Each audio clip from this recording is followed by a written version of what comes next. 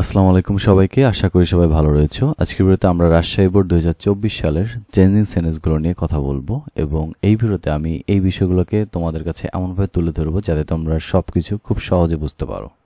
So without any further do, let's begin hour video. Rajshahi board 2024 সালের changing সেন্টেন্সে প্রথম যে সেন্টেন্সটি ছিল সেটা হচ্ছে water is one of the most useful elements in nature. এটা করতে বলা হয়েছে পজিটিভ। যখন আমরা কোনো সেন্টেন্সকে পজিটিভ করব তখন আমরা খুঁজে বের করব ওই সেন্টেন্সটা কিসে রয়েছে, কম্পারেটিভ নাকি সুপারলেটিভ। যখন অন অফ দ্য থাকবো তখন আমরা পজিটিভ করার সময় চোখ বন্ধ করে ভেরি ফিউ বসাবো। এখন অন অফ দ্যার জন্য আমরা ভেরি ফিউ বসিয়েছি, পরে মোস্ট ইউজফুল এটা হচ্ছে আমাদের ডিগ্রি, সো এটাকে বাদ, তো পরের অংশটুকু বসিয়ে দেবো, যেমন elements in nature. So very few elements in nature. এখন একটা জিনিস মাথায় রাখতে হবে, যখন আমরা ভেরি ফিউ বসাবো তারপরে যে নাউনটা রয়েছে, যেমন এখানে এলিমেন্টস হচ্ছে নাউন, এটা প্লুরালে রয়েছে, তার মানে পরের ভার্বও প্লুরাল হবে। যেমন এখানে ভার্ব রয়েছে ইজ, আমরা চাইলে এই পজিটিভ সেন্টেন্সে ইজ বসাতে পারবো না, সো আমাদেরকে বসাতে হবে are. So very few elements in nature are. এখানে মোস্ট ইউজফুল রয়েছে, এটার পজিটিভ হচ্ছে আমরা জানি ইউজফুল, সো আমরা ইউজফুল বসাবো, তারপরে অ্যাজ বসাবো, পরে সাবজেক্ট অর্ডার ছিল, অর্ডার বসিয়ে দিব। সো আমাদেরকে এখানে এক্সট্রা কী নিতে হয়েছে, অন অফ দ্যার জন্য আমরা ভেরি ফিউ নিয়েছি, তারপরে এলিমেন্টসের কারণে আমরা এখানে আর নিয়েছি, তারপরে হচ্ছে অ্যাজ নিয়েছি, আবার এখানে অ্যাজ নিয়েছি, শুধু মাঝখানে সুপারলেটিভ ডিগ্রি ছিল, এটাকে আমরা পজিটিভ ডিগ্রি করেছি। জাস্ট এতটুকু, জাস্ট এমন রুলস ফলো করে অন অফ দ্য সকল সেন্টেন্স করতে পারবে। So next sentence, it is a very important asset. এটা হচ্ছে একটা গুরুত্বপূর্ণ অথবা ভেরি গুরুত্বপূর্ণ, খুব গুরুত্বপূর্ণ একটা সম্পদ। এ ভেরি থাকলে এক্সক্লেমেটরি করার সময় আমাদের সব সময় ওয়ার্ড নিতে হবে। সো ওয়ার্ডের পরে আমরা এ নিব না অ্যান নিব, এটা ডিপেন্ড করবে পরের শব্দের উপরে। সেখানে রয়েছে ইম্পর্টেন্ট অ্যাসেট, সো ইম্পর্টেন্টের আগে আমরা তো জানি এ বসবে না, বসবে কি an. So what an important asset, প্রথম দিকে সাবজেক্ট ছিল কি ইট এবং ইজ, সো আমরা ইট হচ্ছে সাবজেক্ট, আমরা ইট বসালাম, পরে হচ্ছে ইজ হচ্ছে ভার্ব বসিয়ে দিলাম, পরে হচ্ছে আমাদের যেহেতু আমরা এক্সক্লেমেটরি সেন্টেন্স করেছি সো এক্সক্লেমেশন মার্ক দিয়েছি। সো এই সেন্টেন্সে বোঝার বিষয়টা হচ্ছে এ ভেরি ছিল তাই আমরা ওয়ার্ড বসিয়েছি এবং এ ওয়ার্ডের পরে সবসময় এ অথবা অ্যান নিতে হবে। এখন আমাদেরকে অ্যান নিতে হয়েছে, রিজন হচ্ছে এখানে ইম্পর্টেন্ট ছিল, ভাল থেকে শুরু হয়েছে তাই আমাদেরকে অ্যান বসাতে হয়েছে। পরে অ্যাসেট ছিল, অ্যাসেট বসিয়ে দিয়েছি, পরে সাবজেক্ট ইট, ভার্ব ইজ বসিয়ে এক্সক্লেমেটরি সেন্টেন্স যেহেতু তাই আমরা এক্সক্লেমেশন একটা মার্ক বসিয়ে দিয়েছি। আশা করি এটাও বুঝতে পেরেছ। পরের sentence, we can not pass a single day without water. Interrogative করতে বলা হয়েছে। ইন্টারোগেটিভ করার সময় আমাদের মাথায় রাখতে হবে সেন্টেন্সে কোনো অক্সিলিয়ারি ভার্ব আছে কিনা। যেহেতু এই সেন্টেন্সে অক্সিলিয়ারি ভার্ব হিসেবে ক্যান রয়েছে, সো আমরা ক্যান বসালাম। তারপরে খেয়াল করব সেন্টেন্সের ভিতরে কোনো নট আছে কিনা, মানে সেন্টেন্সটা নেগেটিভ কিনা। যদি সেন্টেন্সটা নেগেটিভ হয় তাহলে আমাদের নটটাকে বাদ দিয়ে দিতে হবে, আর যদি পজিটিভ হয় তাহলে হচ্ছে আমাদেরকে এটা নট নিয়ে আসতে হবে। যেহেতু সেন্টেন্সে ক্যান নট রয়েছে তো আমাদেরকে নটটাকে এলিমিনেট করতে হবে, আর বাকি অংশ বসিয়ে দিলে হয়ে যাবে। So can we pass a single day without water, এটা বসিয়ে দিয়ে লাস্টে শুধু কোশ্চেন মার্কটা। আশা করি ব্যাপারটা বুঝতে পেরেছো। সো আমাদেরকে কিন্তু কখনোই কি বসানো যাবে না, এই যে ক্যান নট, যেমন আমরা এখানে ক্যানটা প্রথমে বসিয়েছি, সেকেন্ডে আবার ক্যান ব্যবহার করা যাবে না। ওকে, মাথায় রাখতে হবে। আর যেহেতু নট ছিল না তাই আমরা এখানে নট বসিয়েছি। আশা করি ব্যাপারটা তোমাদের কাছে ক্লিয়ার হয়ে গেছে। 4 নম্বর সেন্টেন্সটা রয়েছে, it's main source is the rain water. So এটা হচ্ছে পানির মেইন সোর্স হচ্ছে রেইন মানে বৃষ্টি, দ্যাট ক্রিয়েটস, যেটা তৈরি করে স্ট্রিমস, লেকস অ্যান্ড রিভার্স। এই সেন্টেন্সটাকে কম্পাউন্ড করতে বলা হয়েছে। সো এটাকে কম্পাউন্ড করতে বলা হয়েছে, তার মানে এই সেন্টেন্সটা নয় সিম্পল নাইলে কমপ্লেক্স। এখন কমপ্লেক্স সেন্টেন্সের ভিতরে দ্যাট থাকতে পারে। সো যেহেতু সেন্টেন্সে দ্যাট রয়েছে তার মানে এই সেন্টেন্সটা কমপ্লেক্স রয়েছে। সো আমাদেরকে এটাকে যদি কম্পাউন্ড করতে চাই আমাদেরকে প্রথম কাজ হচ্ছে দ্যাটটাকে উঠিয়ে দিতে হবে। দ্যাটের পরিবর্তে তাহলে কম্পাউন্ডে কি বসে, অ্যান্ড বসে। যেহেতু আমরা অ্যান্ড বসিয়েছি সো একটা সাবজেক্ট নিতে হবে। ইটস মেইন সোর্স, এটার মেইন উৎস, ইজ দ্য রেইন, বৃষ্টি, তাহলে বৃষ্টির প্রোনাউন হচ্ছে ইট। শুধুমাত্র আমরা অ্যান্ড এবং ইটকে ব্যবহার করেছি এই সেন্টেন্সে। আর ফর ইউর কাইন্ড ইনফরমেশন, তোমরা যারা কম্পাউন্ড করতে চাও কম্পাউন্ডের জন্য মাথায় রাখতে হবে কম্পাউন্ড সেন্টেন্সে অ্যান্ড, বাট অথবা অর বসে। সো আমরা এখানে অ্যান্ড বসিয়েছি দ্যাটের কারণে, আর একটা সাবজেক্ট নিয়েছি রেইনের কারণে আমরা ইট নিয়েছি। আশা করি এই ব্যাপারটা তোমাদের কাছে ক্লিয়ার হয়ে গেছে। নাম্বার সেন্টেন্সটা যাই, we have rain during the monsoon. দেখো এটাকে কমপ্লেক্স করতে বলা হয়েছে, যেহেতু এটাকে কমপ্লেক্স করতে বলা হয়েছে তার মানে এই সেন্টেন্সটা নয় পজিটিভ, নয় সিম্পল, নাহলে কম্পাউন্ড। সিম্পল সেন্টেন্স, কারণ হচ্ছে এখানে ডিউরিং রয়েছে। যখন আমরা কোনো সেন্টেন্সে ডিউরিং দেখব এবং এটাকে কমপ্লেক্স করতে বলা হবে তখন ওয়েন ইট ইজ, এটা আমরা বেশিরভাগ চোখ বন্ধ করে নিতে পারি। So when it is the monsoon, এটা বসিয়ে দিলাম, তারপরে কমা দিয়ে উই হ্যাভ রেইন, একদম অপরিবর্তিত রয়েছে। শুধুমাত্র ডিউরিংয়ের কারণে আমরা ওয়েন ইট ইজ নিয়েছি। ব্যাপারটা একটু মাথায় রাখলেই পরবর্তী এই টাইপসের সেন্টেন্সগুলো তোমরা করতে পারবে। পরের অংশ যাই, F number. Heavy rainfall often causes flood, passive করতে বলা হয়েছে। প্যাসিভ করার সময় আমাদের মাথায় রাখতে হবে সেন্টেন্সের সাবজেক্ট কোনটা, আর সেন্টেন্সের ভার্ব কোনটা, আর অবজেক্ট কোনটা। যেহেতু এই সেন্টেন্সে অবজেক্ট হিসেবে রয়েছে ফ্লাড, হেভি রেইনফল অতিরিক্ত বৃষ্টিপাত কি তৈরি করে, ফ্লাড তৈরি করে, তাই না? সো তারপর আমাদের দেখতে হবে ভার্ব আসলে ভি ওয়ানে রয়েছে না ভি টুতে রয়েছে।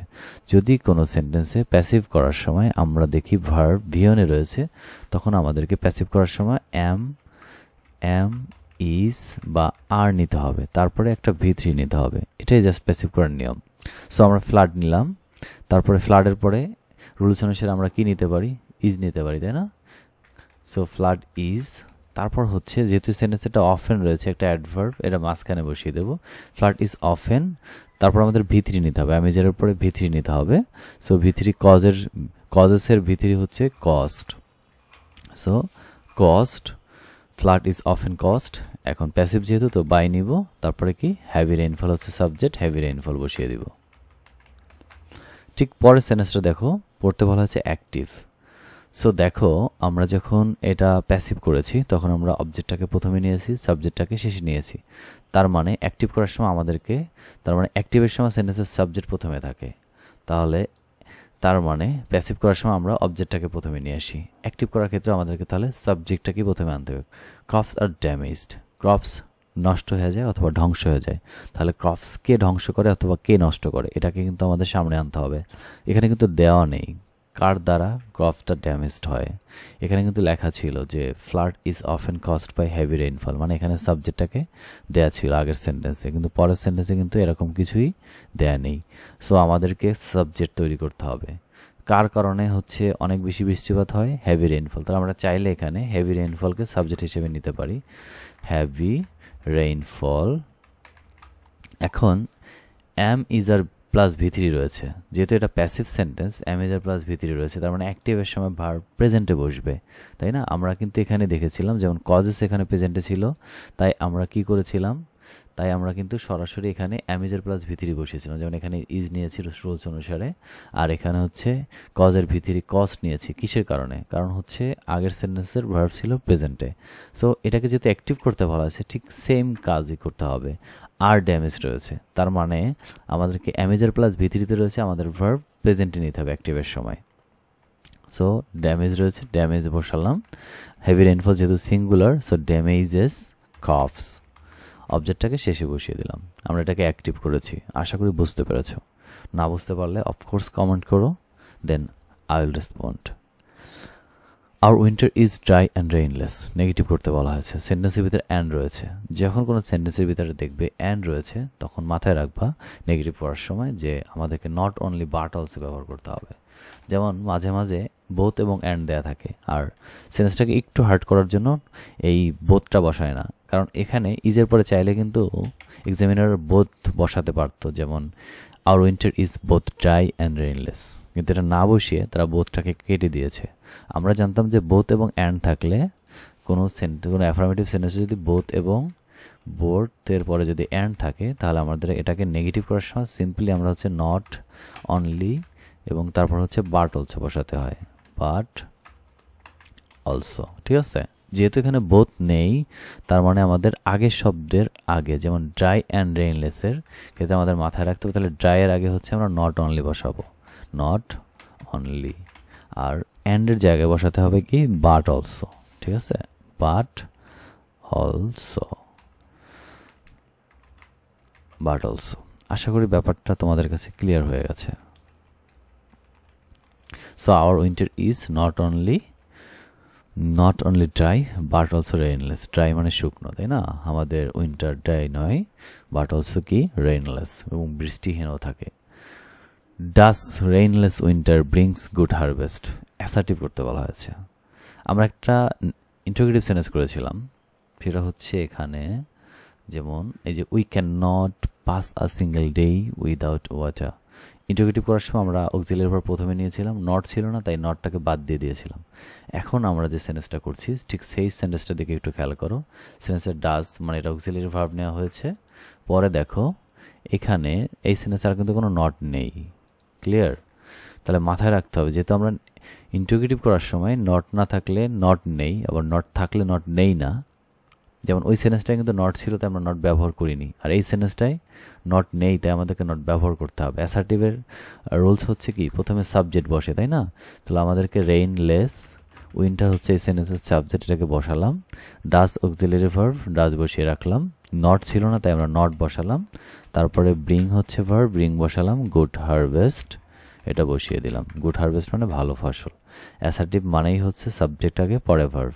আর কোনো ইন্টারোগেটিভ থেকে যদি অ্যাসার্টিভে যেতে হয় তাহলে আমাদের মাথায় রাখতে হবে, যদি সেন্টেন্সে নট না থাকে আমাদেরকে অবশ্যই নট নিতে হবে, আর নট যদি থাকে তাহলে নটটাকে বাদ দিয়ে দিতে হবে। That's the rules. যে নম্বরে চলে যাই, we can grow more crops if we can make the best use of rain. যখন কোনো সেন্টেন্সে ইফ মাঝখানে থাকে তখন মাথায় রাখতে হবে এই সেন্টেন্সের ফলাফল হচ্ছে প্রথম দিকে, মানে এই অংশটা সিম্পল করার সময় শেষে চলে যাবে। তার মানে আমাদের প্রথম আনতে হবে কি, তাহলে উই ক্যান মেক, তাহলে we can make the best use of rain. দেখো সেন্টেন্সের ভিতরে ইফ ছিল, এই জন্য এই সেন্টেন্সটা কমপ্লেক্স সেন্টেন্স। এখন এটাকে যখন আমরা সিম্পল করব ইফযুক্ত সেন্টেন্সকে, তখন সবার সময় মাথায় রাখতে হবে আমাদেরকে বাই নিতে হবে। পরে যে মেইন ভার্বটা থাকে, যেমন এখানে ক্যান ছিল হচ্ছে মডাল ভার্ব, এটা বাদ, মেইন ভার্বের সাথে আইএনজি বসাবো। সো ইফ বাদ দিয়ে আমাদের শুধু একটাই কাজ করেছি, তা হচ্ছে বাই বসিয়ে পরে ভার্বের সাথে আইএনজি বসিয়ে দিয়েছি, আর কোনো কিছু নয়। By making the best use of rain we can grow more crops. আশা করি ব্যাপারটা তোমাদের কাছে ক্লিয়ার হয়ে গেছে। তারপরে যদি তোমাদের কাছে চেঞ্জিং সেন্টেন্স নিয়ে আর কোনো কোয়ারিজ থাকে, then you can ask me in the comment box, then I will give you the answer that you want. Thank you so much for being with me till last.